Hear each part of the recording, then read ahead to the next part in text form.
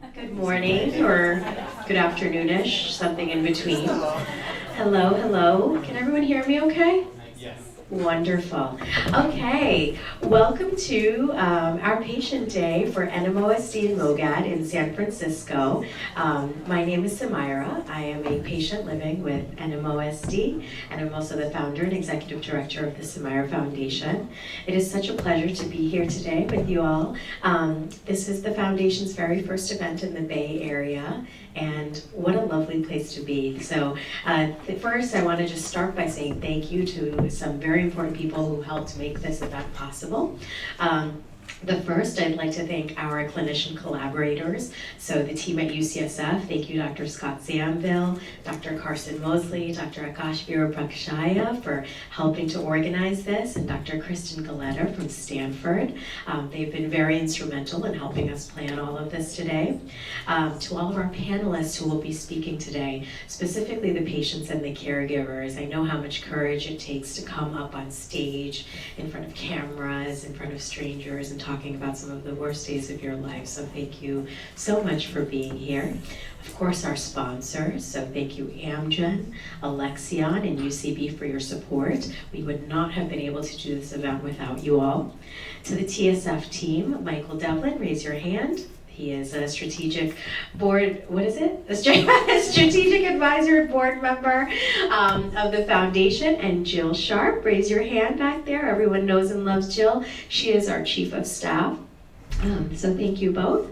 And of course our ambassadors. Avery, raise your hand. This is Avery. Jasmine, Elijah, they are ambassadors of the foundation, and we'll share more about what our ambassadors do during my presentation.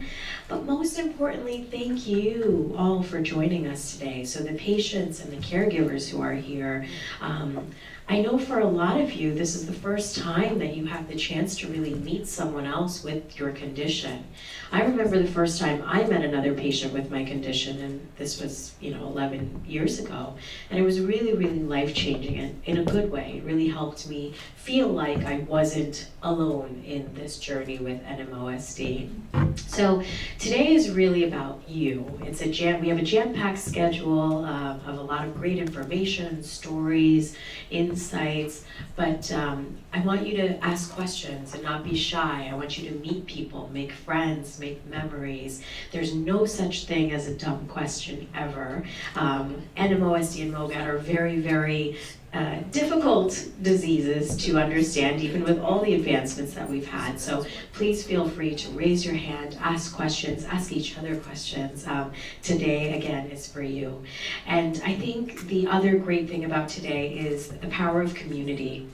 As you'll see in my presentation about me, when I first got sick 11 years ago, there was really not much of this stuff going on for NMOSD and MOGAD.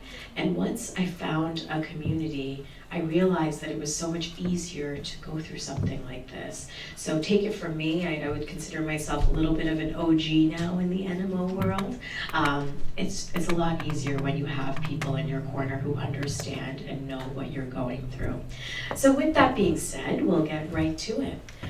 Today's event is going to start with my presentation about the foundation, but also the importance of empowerment and advocacy and patient involvement in so many different aspects of our diseases. So I love to start my presentations with this quote. This is from Dr. Al Friedman. He's a psychiatrist based in Chicago. His son passed away from a rare disease, and he has dedicated his entire life to now advocating for rare diseases. A rare disease may also bring rare gifts: perspective, resilience, creativity, compassion, connection, and love. And that couldn't be more true for me, for the foundation, and I know so many people here in this room. So I always think it's very important to start with the genesis of the foundation. What is the Sumaira Foundation? Why is it called this? So this was me 11 years ago in 2014. I was a perfectly healthy 24, 25-year-old, young, exuberant, vivacious, partying, Bostonian, and all of a sudden I lost vision in my right eye. And thankfully I worked in ophthalmology, so I was evaluated right away, and what they found was that I had idiopathic optic neuritis, and they told me I had a 16% chance of developing MS at some point in my life, but that my vision would return within 3 months to a year. I was vitamin D deficient, and they said, just take vitamin D, move on with your life, all will be fine. So of course I did. And then 5 weeks later, the situation got much worse. I lost vision in both of my eyes, and I couldn't feel half of my body. So obviously, it was more than just what we had suspected in the beginning. And long story short, after 4 hours of imaging, my first lumbar puncture, 20 vials of blood being drawn, imaging up the wazoo, and just everything, being evaluated by every specialist in neurology, it was determined that I had neuromyelitis optica, but I was seronegative. I wasn't testing positive for the aquaporin 4 antibody. And in 2014, the situation for NMO was vastly different. We did not have any FDA-approved therapies, and everything that you saw on the internet said that you were going to die within 5 years of your diagnosis. So I was 25, in my hospital bed, receiving all of this information, scared, angry, upset, confused, wondering, hold on, they said 5 years, I only have until 30?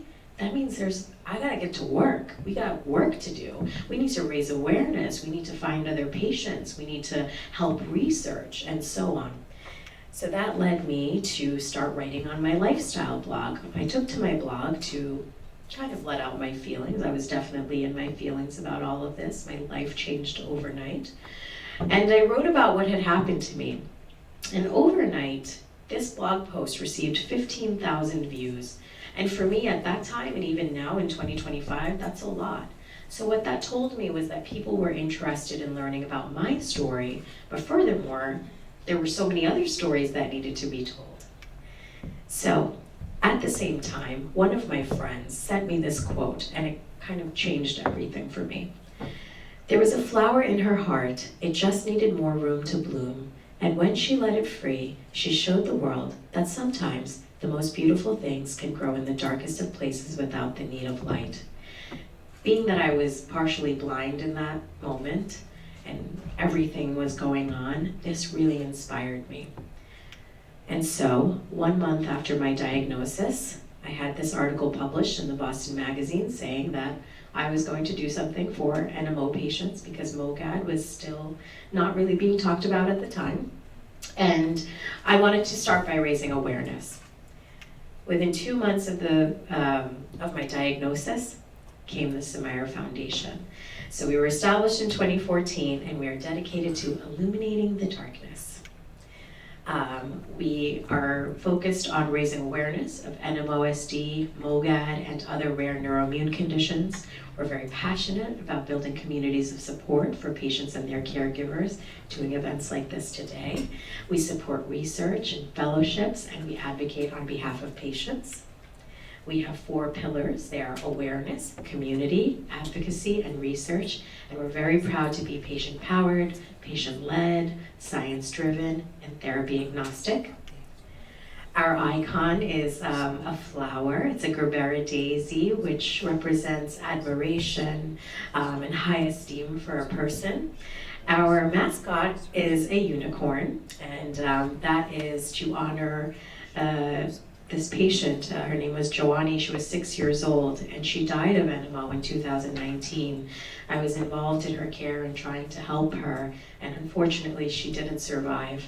But her favorite animal was a unicorn, so we thought this was a great way to honor her, but all of the children with NMOSD and MOGAD, but just also anyone kind of struggling with rare disease.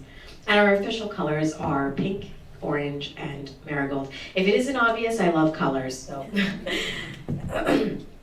And despite all of the rhetoric happening in this country right now, we still believe that diversity is a superpower, and I always will.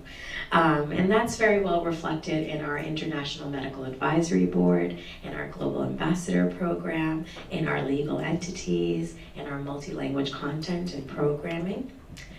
We are an international organization. Our headquarters, we all work remote, but we started here in the US.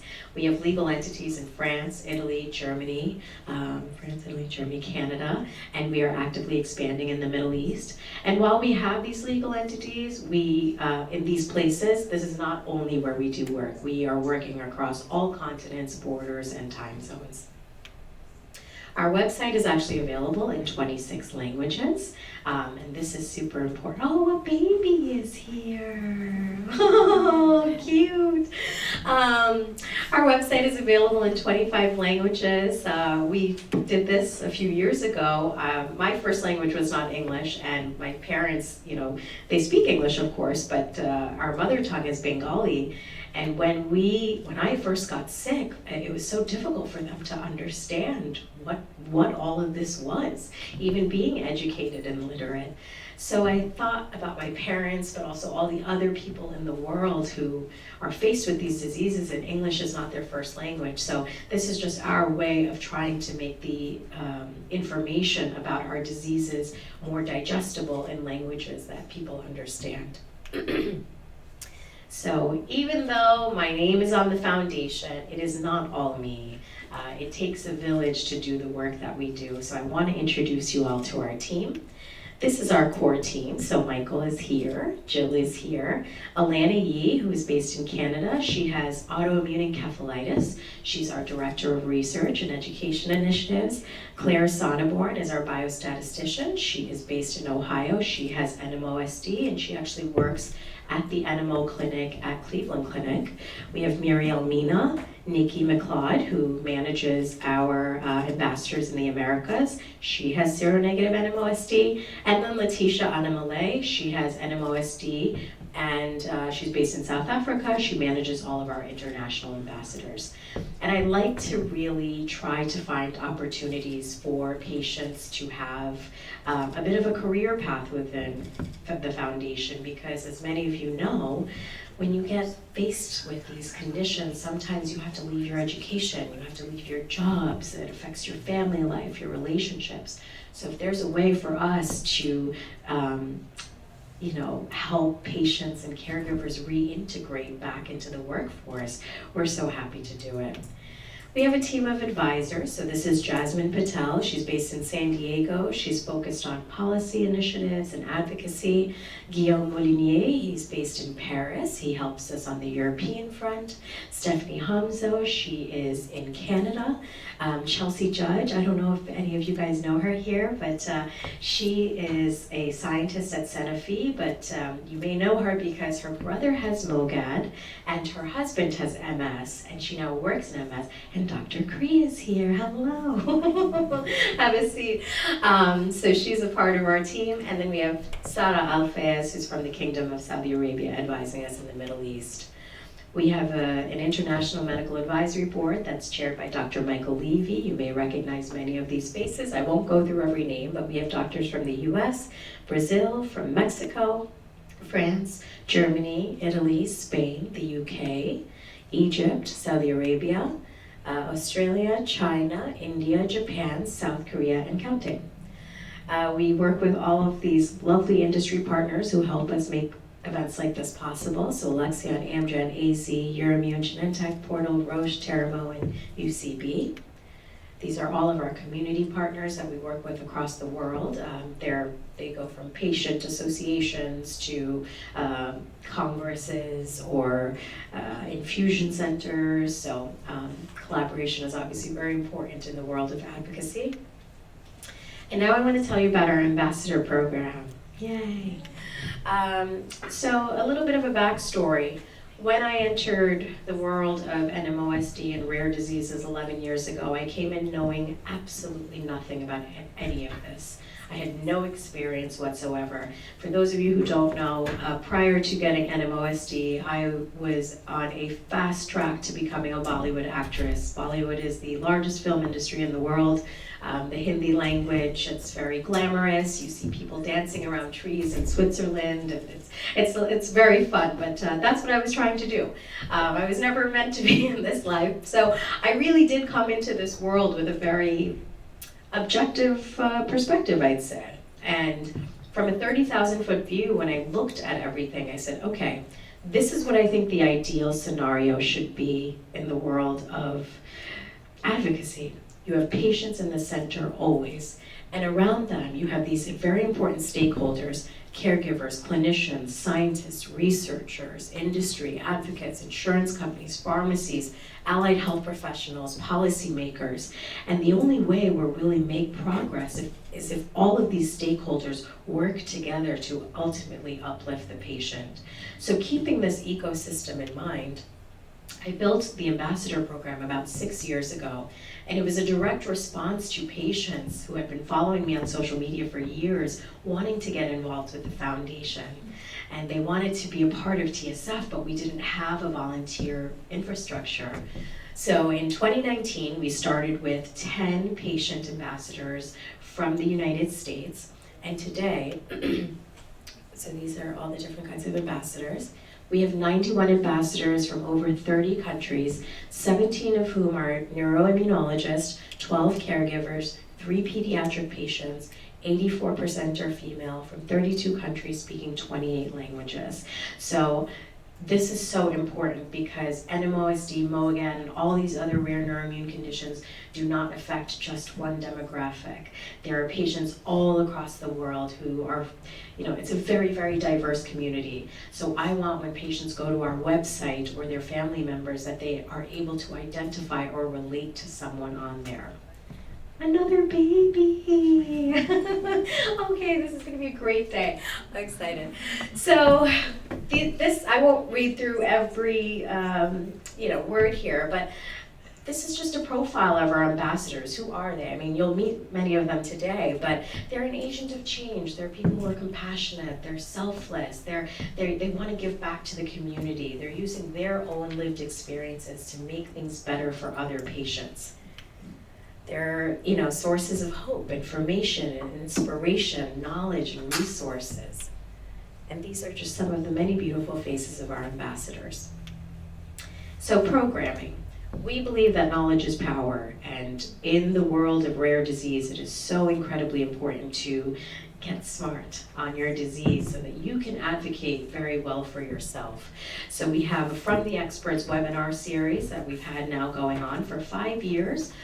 We have over 200 webinars with KOLs, key opinion leaders from all over the world in 16 different languages. We have a podcast.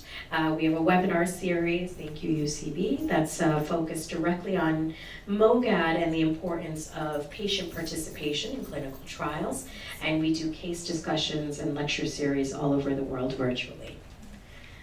We illuminate the darkness of these diseases by sharing stories. So our Voices of NMO and MOG platform has over 200 stories from all over the world.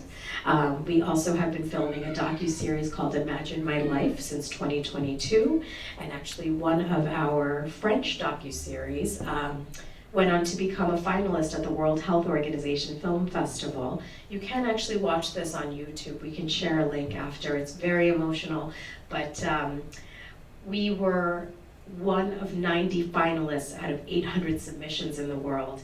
And while we didn't win, I like to say it was a win for us because Sharon Stone watched our movie, and so did a very famous Brazilian actor who played Pablo Escobar in Narcos, if you watched that. So they now know about NMO, which is great. This is from a PBS special that Sean Pinnock and I filmed several years ago. You can also watch this on YouTube. I'm a very ugly crier, and I'm crying pretty much the entire episode, so brace yourself. We have support group meetings almost every week in 12 different languages and countries. These are all led by patient ambassadors, so they're peer-to-peer support groups. We have a lot of mental health focused initiatives. Patient guides. I want to draw attention to our NMOSD therapies chart. This is the most accessed page on our website. It outlines, and I think actually we have printouts in the bags, so you can see the FDA approved therapies side by side and take a look at all the different factors of the treatment so that you and your doctor can make a decision on what's best for you. And once these MOGAD therapies come out, we'll do the same for them. So fingers crossed that happens soon. Patient days, a very big part of what we do from our community pillar. So since 2022, I like to say I've been on like a little bit of a Beyonce tour. We've been to Milwaukee, LA, New York, Dallas, Verona, Italy twice, Paris, France twice, Boston, Cleveland, Atlanta, Miami. This event is actually our first patient day of 2025. This year we'll be going to, help me out, Michael, Seattle, Chicago, Salt Lake City, Washington, D.C., Berlin, Germany, Toronto, Canada, Lyon, France, and China. It's in Shanghai, so we will be on the road this year as well. But this is such a lovely way for people to kind of get to know each other. These are pictures from our patient days over the years. Yeah. And we're going to do this today too. We need a group picture here today too. This is from Patient Community Day at ECTRIMS. This happened last year. This is the largest coming together of MS, NMOSD, and MOGAD patients across the world. This is from our China Patient Day in 2024 in Beijing. We have an app. You'll see the cards on the table. It's a symptom tracking app. This is our unicorns. Just a very quick note, we have a pediatric support program in that anytime we become aware of a patient under the age of 18 who has NMOSD or MOGAD, we send them a care package with the unicorns, the stickers, the bracelets, all the fun things, and a handwritten note from me just to make them feel better. And advocacy. So we have a patient advocacy council. I know I'm running out on time, so I'm gonna go through this quickly. Okay, yes, I hear it, I hear it. Patient advocacy council, this is really to help us understand how to help patients better access treatments that are available to us. We have a coalition for health equity. This is also to assess how to better help minorities who are affected by NMOSD and MOGAD. And March is NMO Awareness Month. I should have started with that. Happy NMO Awareness Month. April is MOGAD Awareness Month. Our foundation secures proclamations from all over the world for governments to recognize these months officially as NMO and MOGAD Awareness Months. And we also get illuminations, which you'll see, lit up pink around the world for us to recognize these months. So that's Niagara Falls, that's an arena in Italy, the Zakim Bridge in Boston, the Empire State Building, the oldest hotel in Denmark, the CN Tower. Just last week, Michelangelo in Firenze was lit up pink for us, so that was kind of cool. This is just some advocacy pictures. That's our Belgian ambassador at the European Parliament and a bunch of us on Capitol Hill. These are some patient assistance programs we work with in the United States. If you need help with copay assistance, these organizations do support that. Research. We have two different kinds of research grants. So our SPARK grants are for adult NMOSD and MOGAD research, and Joanni's Unicorn Grant is for pediatric NMOSD and MOGAD research. So Joanni is the little girl who passed away, so this is another way that we honor her and children affected by these diseases. Since 2018, we've awarded $750,000 to 32 projects. We also fund publication fees of journal articles. So last year we funded 12 articles from 9 countries about MOGAD in Frontiers in Neurology, which is a prominent journal. And Scott is not here right now, but he is the editor of N2, which is a huge journal in the neuroimmunology world. And we are funding about 12 articles this year for researchers from lower middle income countries, because sometimes it is really expensive to publish in these open access journals. We have a global diagnostics initiative. You know, it's so great that we have all these therapies approved, and then hopefully the MOGAD therapies will be approved soon. But if you're not diagnosed correctly, these therapies actually don't matter. So we're very focused as an organization on making sure that patients are diagnosed correctly and quickly all over the world. How are we doing that? So one thing is we have these fellowships that are diagnostic focused, mainly for doctors from lower middle income countries. We are training them with the best of the best on how to do live cell-based assay testing. In the clinician panel, we will discuss that. What does that mean? It is kind of the best way to test for NMOSD and MOGAD. We're also working with a company called Euroimmune to get testing kits available in continents like Africa and Asia and South America, where resources are very, very limited. we have these research summaries that someone on our team works on. So these are plain language research summaries made for patients to understand all of the lovely articles that come out in these scientific journals that someone like me definitely does not understand. So this is a way for the patients and their loved ones to understand all of these great articles. I won't read this list, but this is an exhaustive list of some of our research initiatives that we are focused on as an organization.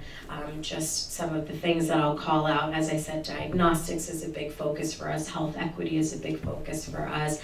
Clinical trials, specific focus on diversity, making sure that pediatric patients are involved, that there's, there's network development of that, and diversity, of course.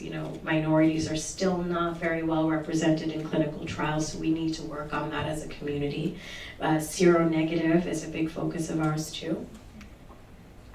This is random, but this is from last year. We turned 10 years old, so this was our celebration in Beijing. In 2024, we were awarded a $250,000 engagement award from an organization called PCORI, so the Patient-Centered Outcome Research Institute.